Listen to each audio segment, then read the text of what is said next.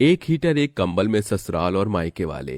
पता नहीं कैसे गरीब घर में माँ और पिताजी ने भैया का रिश्ता कर दिया। इन गरीबों से एक बैंक्वेट हॉल भी बुक नहीं हुआ, बस टेंट लगाकर कर दी शादी। चंचल दीदी हर इंसान अपनी हैसियत के हिसाब से देखकर करता है। नीलू तू ना मुझे ज्ञान मत दे, छोटी है छोटी की तरह रहे। एक तो इस कड़कड़ाती ठंड में मेरी बिल्कुल कुल्फी जम रही है। कोई चाय कॉफी का इंतजाम भी नहीं रखा है इन्होंने कि कॉफी पीकर थोड़ी तो गर्माहट आ जाती। तभी गरीब हरिहर अपनी बेटी इंदु को गले से लगाकर विदा करते हुए गाड़ी तक लाता है। इंदु मेरी बच्ची। बाबूजी इन लोगों का ये ड्रामा जाने कब खत्म होगा। यहाँ ठंड के मारे मेरी आत्मा शरीर से बाहर निकलने को हो रही है। जीजा जी मेरी दीदी का ख्याल रखना। हाँ गौरी, मैं वादा करता हूँ तुम्हारी दीदी का अच्छे से ख्याल रखूंगा। इंदु डबडबाई आंखों से अपने मायके के गरीब घर आंगन को एक टक निहार कर गाड़ी में बैठ जाती है और विदा होकर अपने ससुराल चली आती है, जहाँ अंजना उसका स्वागत करती है। आओ इंदु बहू, तुम्हारे ससुराल में तुम्हारा स्वागत है। इंदु अपनी सास ससुर के पैर छूती है कि थोड़ी देर में सोने की तैयारी होने लगती है। नीलू बेटी जल्दी से सभी के लिए बिस्तर लगा दे। जी माँ। चंचल तू यहाँ बैठी हीटर सेक रही है, बिस्तर लगवा। नहीं पिताजी, मुझे जोरों की ठंड लग रही है। आप जाकर तो हीटर की हवा से मेरे हाथ थोड़े गर्म हुए हैं। रहने दीजिए ससुर जी, मैं लगा देती हूँ बिस्तर। इसके बाद सभी सो जाते हैं, पर सबसे बड़ा मसला था इंदु के उतने बड़े ससुराल में उनके पास ओढ़ने को एक ही कंबल था, वो भी एकदम पुराना। अभी ठंड कम थी इसलिए सभी सो गए, पर गुजरते दिनों के साथ कड़कड़ाती ठंड पड़ने लगी। अब चंचल सारा दिन कंबल में हीटर के आगे पड़ी रहती।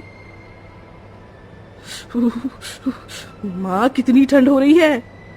तभी ठंडे बर्फीले पानी में इंदु बर्तन मांजकर कपकपाते हुए आती है। भाभी आप ठीक तो हैं? नहीं ननद जी, बड़ी ठंड लग रही है। ठंड के चलते बेचारी बहू के दांत भी किटकिटाने लगते हैं कि अंजना का ध्यान इंदु के हाथ पैरों पर जाता है। हे भगवान, क्या बहू तेरे हाथ पांव कितने सूज गए हैं। माँ, भाभी बर्फीले ठंडे पानी में दिन रात काम करती है तो हाथ पांव तो सूजेंगे ही ना। बहू तू कंबल ओढ़ कर बैठ, तूने मुझे बताया क्यों नहीं। चंचल चल कंबल अपनी भाभी को दे। पर माँ मुझे भी तो ठंड लग रही है ना। अंजना कंबल लेकर इंदु को ओढ़ा देती है। बहू तू इसी हीटर में बैठ, इसे तेरे शरीर से थोड़ी गर्माहट मिलेगी। भाभी मैं हीटर चला देती हूँ। इसके बाद अंजना तेल गर्म करके अपनी गरीब बहू के पैरों में मालिश करती है। अपनी सास ननद का परवाह और प्यार देखकर गरीब इंदु की आंखें भर आती हैं। बहू तू रो रही है, ज्यादा दर्द हो रहा है क्या? नहीं माँ जी, सारा दर्द मिट गया। मैं बहुत खुश नसीब हूँ जो मुझे सास के रूप में माँ और बहन जैसी ननद मिली। ऐसे ही वक्त बीतता है और इंदु गर्भवती हो जाती है, जिससे पूरे परिवार में खुशी का माहौल छा जाता है। अजी सुना आपने, आप दादा बनने वाले हैं। और तुम दादी। भाग्यवान हमारा मनोज बाप बनने वाला है। और हम बनेंगी बुआ। बहू तूने इस घर को आज इतनी बड़ी खुशखबरी देकर खुशियों से भर दिया है। मनोज बेटा, आज ही बहू के मायके जाकर उसके माँ बाबूजी को यह खुशखबरी दे देना और यह मिठाई भी। जी माँ।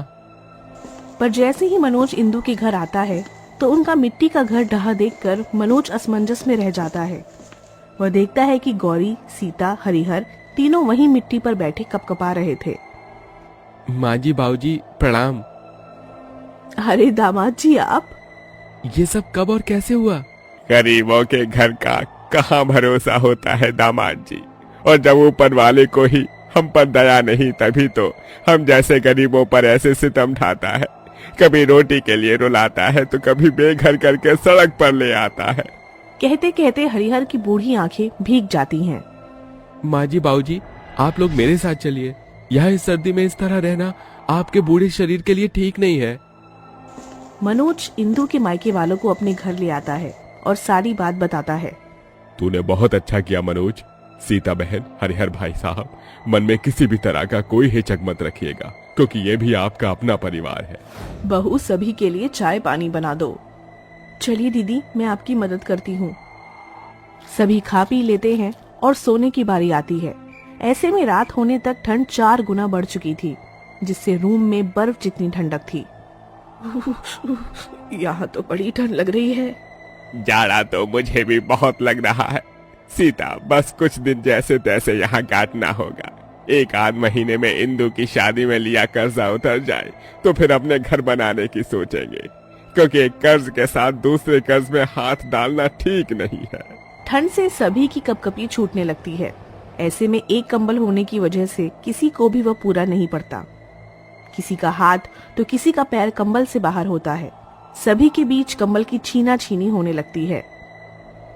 इंदु दीदी, मुझे बहुत ठंड लग रही है, जरा भी कंबल नहीं मेरे ऊपर। एक काम कर गौरी, तू मेरी जगह पर आ जा। पर दीदी आप? मेरी चिंता मत कर। इंदु गौरी को अपनी जगह पर सुला देती है और खुद ठंड में ठिठुरती रहती है। अरे आज ये एकदम से इतनी ठंड क्यों लग रही है? अरे नीरू बेटी, हीटर तो चलाया है तूने? हाँ माँ, हीटर चलाया है।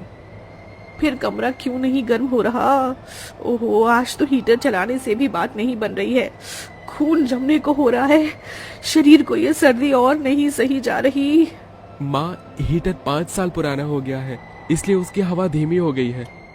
उसकी गारंटी बस 2 साल की थी। जैसे तैसे इंदु के मायके और ससुराल वालों की सर्दी इस एक कंबल और हीटर में सारी की सारी रात कांपते ठिठुरते कटती है। ऐसे ही दिन बीतते हैं और हर दिन के साथ और भी कड़कड़ाती ठंड बढ़ती है। अब दिन रात ओले गिरने शुरू हो जाते हैं, पर अभी पूरे परिवार को एक कंबल हीटर होने की वजह से काफी समस्याएं उठानी पड़ती हैं और सबसे ज्यादा परेशानी बेचारी बहू को उठानी पड़ती है। ऐसे में ज्यादा ठंड के चलते उसके हाथ पैर और भी जगह जगह से सूजकर मोटे मोटे हो जाते हैं। बहू, तेरे पैर भारी हैं और ठंड इतनी ज्यादा है, तू अपना ध्यान रखा कर। आज तू कंबल के बीच में सोना, वरना अगर तुझे ज्यादा सर्दी लग जाएगी तो तेरे अंदर पल रहे बच्चे को भी ठंड लग जाएगी और निमोनिया ना हो जाए। अंजना अपनी बहू को कंबल के बीच में सुला देती है। वहीं उस दिन चंचल एकदम कोने में हो जाती है, जिससे उसे ओढ़ने को कंबल नहीं मिलता। तभी वो कंबल छीन लेती है। अरे अंकल आंटी जी, आप क्या कर रहे हैं? मुझे जरा भी कंबल नहीं मिल रहा। सारा कंबल आपने सुपड़ लिया है। चंचल, ये तुम माँ जी बाबूजी से किस तरह से बात कर रही हो? वो हमारे घर में मेहमान हैं। भैया, मुझे ना ठंड में अपनी पड़ी है। आप उनके दामाद लगते हैं और वो आपके सास ससुर, तो यह रिश्ता भी आप ही निभाइए। यहाँ ठंड से मेरा बुरा हाल है और इस गरीबी में अपने ही परिवार को यह कंबल और हीटर पूरा नहीं पड़ रहा था और आप उठा लाए भाभी के मायके वालों को और भर दिया एक ही कंबल में। ननद के दिए तानों से बेचारी गरीब बहू के मायके वालों की आंखें नम हो जाती हैं। तभी अंजना कहती है, बस चंचल, तुम्हारे जो जी में आए जा रहा है तुम बोली जा रही हो। भगवान ना करे अगर कल को यह दिन हम पर पड़ जाए और हम तुम्हारे ससुराल आए और तुम्हारी नंद भी इसी तरह से हमें ताने दे, तो क्या तुम्हें बर्दाश्त हो पाएगा? अपनी माँ की बातों को सुनकर चंचल एकदम से चुप हो जाती है और उसकी आंखों में आंसू आ जाते हैं। भाभी, मुझे माफ कर दीजिए। अंकल आंटी जी, आप दोनों भी मुझे माफ कर दीजिए। ये नहीं समझा कि आप दुख में यहाँ आए हैं। ऐसे ही थोड़े दिन एक ही कंबल हीटर में सब गुजारा करते हैं और एक दिन मनोज नया कंबल और बड़ा हीटर खरीद कर लाता है। माँ बाबूजी देखिए, मैं एक और नया कंबल हीटर ले आया। अब हम सभी को ठंड में इतनी परेशानी नहीं उठानी पड़ेगी। मगर ये तो बड़ा महंगा लगता है। इसमें तो आपकी आधी तनख्वाह चली गई होगी। अब 1 महीने तक घर का खर्चा, राशन पानी, ये सब कैसे चलेगा? इंदु, तुम चिंता मत करो। तनख्वाह के पैसे में से 1 रुपया भी खर्चा नहीं किया। ये तो मैंने फैक्ट्री में ओवर टाइम लगाया था, वो भी पूरे महीने। उसी में से हीटर और कंबल खरीद कर लाया हूँ। उस दिन एक कंबल हीटर में उस गरीब बहू का ससुराल, तो वहीं दूसरे कंबल हीटर में उसका मायका बड़ी आराम से सोते हैं। और कर्ज उतरने के थोड़े दिन में हरिहर अपनी छत तैयार करवा लेता है। अपनी माता पिता की अर्थी को जलते हुए देख गुंजन फूट फूट कर रो रही थी। माँ, पिताजी, आप दोनों ही हम दोनों को छोड़कर चले गए, तो अब मैं अकेली अपनी बहन का सहारा कैसे बनूंगी? मैं कैसे अपनी बहन को बड़ा करूंगी? इस पूरी दुनिया में आप दोनों के अलावा हम दोनों बहनों का था ही कौन? चिता को जलते हुए देख गुंजन की छोटी बहन नित्य गुंजन से कहती है, गुंजन दीदी, हम लोग यहाँ क्या कर रहे हैं? यहाँ कितनी ठंड है, मैंने कोई स्वेटर भी नहीं पहन रखा है। माँ पिताजी कहाँ हैं? मुझे उनकी बहुत याद आ रही है। नित्य बहन, अब माँ पिताजी हमारे पास कभी नहीं आ पाएंगे। वो भगवान के पास गए हैं और अब वही उनका घर है। चलो यहाँ से चलते हैं। गुंजन एक कलश में अपने माता पिता की अस्थियां डालकर वहां से अपने घर आ जाती है। उनका टूटा फूटा घर, जिसके अंदर से ठंडी ठंडी हवाएं आती हैं। दीदी, बहुत ठंड लग रही है और बहुत जोरों से भूख भी लगी है। अब तुझे कैसे बताऊं, भूख तो मुझे भी लगी है, लेकिन घर के अंदर खाने का एक दाना तक नहीं है।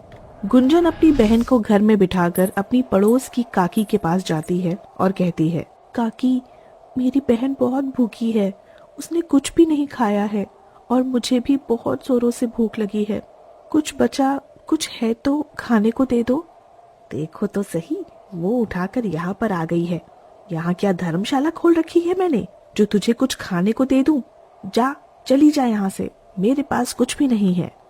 बूढ़ी काकी बेचारी गुंजन को धमकाकर वहां से भगा देती है, जिसके बाद बेचारी गुंजन अपनी बहन के खाने का इंतजाम करने के लिए गांव के हर एक दरवाजे पर दस्तक देती है, लेकिन कोई भी उसकी मदद नहीं करता। कुछ दूरी पर चलते हुए उसे एक कूड़े का खता दिखाई देता है, जहां पर एक होटल का वेटर होटल का बचा कुचा खाना फेंक कर चला जाता है। गुंजन उस कूड़े के ढेर के पास आती है और उसके अंदर से जो भी साफ सुथरा खाना उसे दिखाई देता है वह उसे उठा लेती है। मेरे पास अपनी बहन को खाना खिलाने के लिए पैसे तो नहीं हैं, तो मैं क्यों ना यही अपनी बहन को खिला दूं, कम से कम उसका इससे पेट तो भर जाएगा। गुंजन ऐसा सोचकर खाना उठा लेती है। वहीं से कूड़े के ढेर में फटे पुराने गर्म कपड़े दिखाई पड़ते हैं। वह उन्हें भी उठाकर अपने घर पर ले आती है, जिनमें से वह एक छोटा सा स्वेटर अपनी छोटी बहन को पहना देती है और उसे खाना भी खिलाती है। यह लो नित्य, खाना खा लो, तुम्हें बहुत तेज भूख लगी है ना। नित्य जैसे ही वह खाना खाती है उसके मुंह में कांच का टुकड़ा आ जाता है और उसकी जुबान हल्की सी कट जाती है। इसके चलते वह अपने मुंह से सारा खाना उगल देती है और उसी में गुंजन को कांच का टुकड़ा भी दिखाई देता है। वहीं दूसरी तरफ बेचारे नित्य के मुंह से खून निकलने लगता है। दीदी, आप ये खाना कहाँ से लेकर आई हो? देखो देखो, इसके अंदर से कांच का टुकड़ा निकला है, मेरी जुबान भी कट गई। गुंजन को अपनी बेबसी और अपनी बहन के मुंह से खून निकलते हुए देखकर रोना आ जाता है, जिसके बाद वह अपनी बहन को गले लगाकर कहती है, मैंने गांव के लोगों से बहुत मदद मांगी, लेकिन किसी ने मेरी मदद नहीं की। सबसे खाना मांगा, किसी ने खाना नहीं दिया। हार कर मुझे कूड़े के ढेर पर ये खाना मिला, तो मैं खाना उठाकर यहाँ ले आई। मुझे नहीं पता था इसके अंदर कांच का टुकड़ा निकलेगा।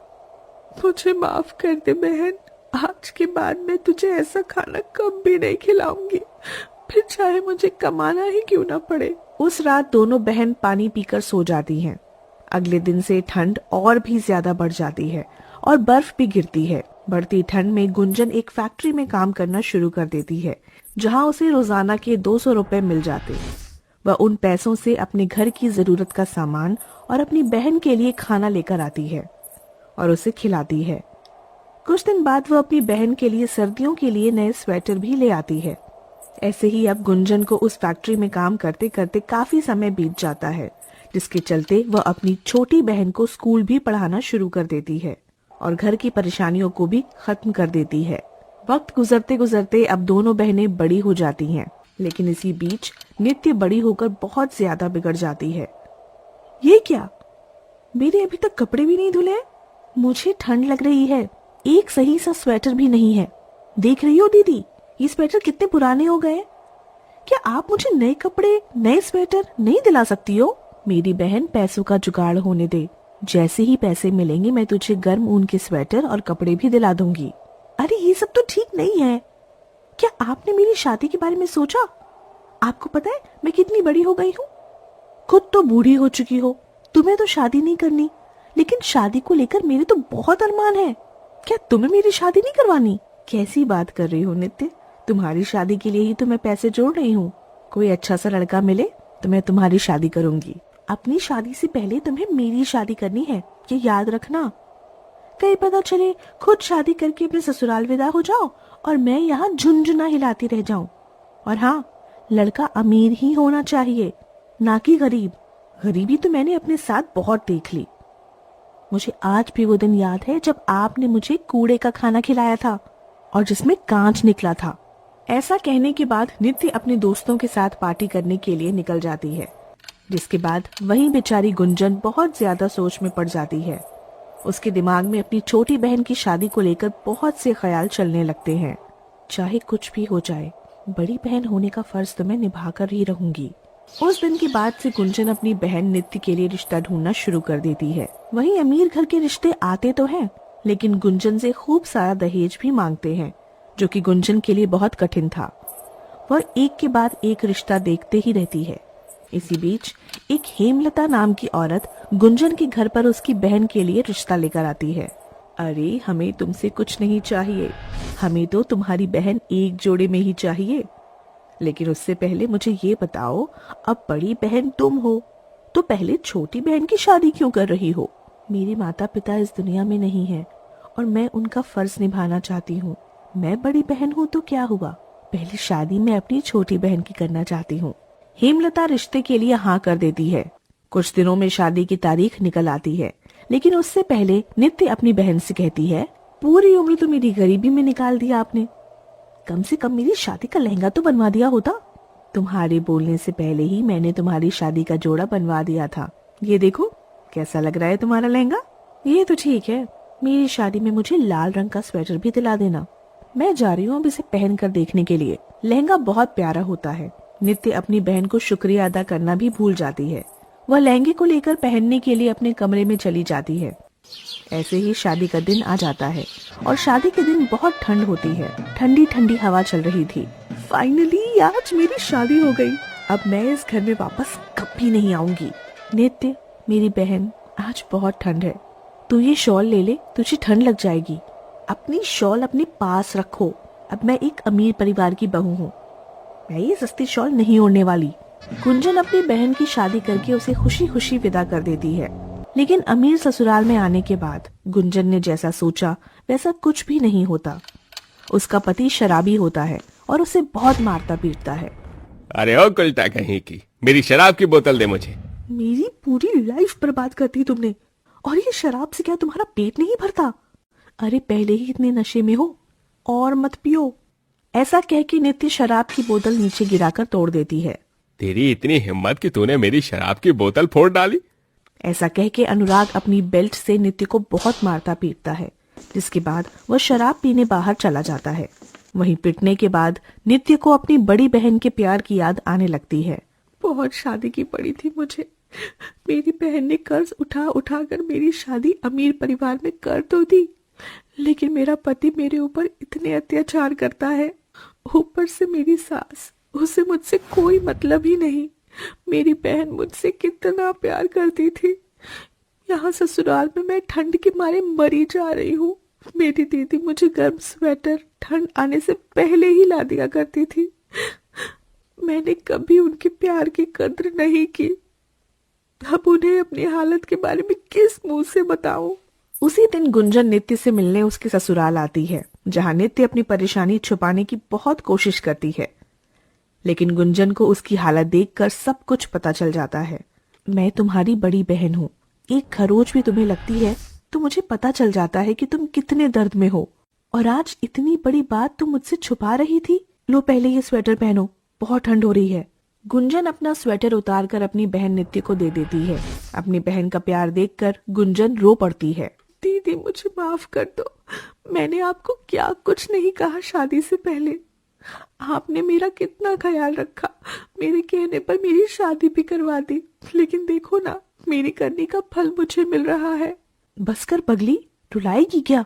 गुंजन ऐसा कहकर नित्य को गले से लगा लेती है, जिसके बाद वह उसे अपने साथ अपने घर वापस ले आती है और उसके ससुराल वालों के ऊपर केस फाइल कर देती है, जिसके चलते उसके ससुराल वालों को जेल हो जाती है।